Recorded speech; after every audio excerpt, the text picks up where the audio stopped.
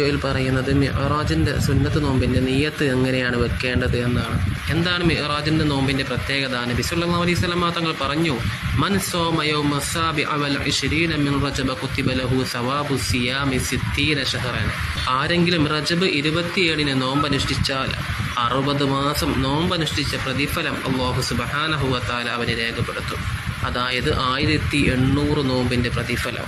എങ്ങനെയാണ് നോമ്പിന്റെ നിയ്യത്ത് വെക്കേണ്ടത്?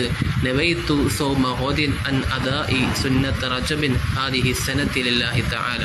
ഈ വർഷത്തെ അദാആയ സുന്നത്തായ റജബ് മാസത്തിലെ മിഅ്റാജിന്റെ നാളത്തെ നോമ്പിനെ അല്ലാഹു തആലക്ക് വേണ്ടി നോറ്റുവീട്ടുവാൻ ഞാൻ കരുതി.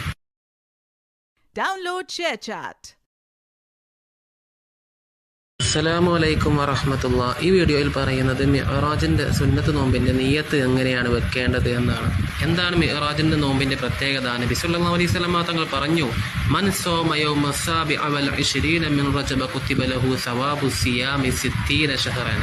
ആരെങ്കിലും റജബ് 27 നോമ്പനുഷ്ഠിച്ചാൽ 60 മാസം നോമ്പനുഷ്ഠിച്ച പ്രതിഫലം അല്ലാഹു സുബ്ഹാനഹു വ തആല അവന് രേഖപ്പെടുത്തും. അതായത് 1800 നോമ്പിന്റെ പ്രതിഫലം. എങ്ങനെയാണ് നോമ്പിന്റെ നിയ്യത്ത് വെക്കേണ്ടത്? നവൈതു സൗമ ഗദിൻ അൻ അദാഇ സുന്നത്ത് റജബിൻ ഹാദിഹി സനത്തി ലില്ലാഹി തആല. ഈ വർഷത്തെ അദാആയ സുന്നത്തായ റജബ് മാസത്തിലെ മിഅ്റാജിന്റെ നാളത്തെ നോമ്പിനെ അല്ലാഹു തആലക്ക് വേണ്ടി നോറ്റുവീട്ടുവാൻ ഞാൻ കരുതി. Download ShareChat.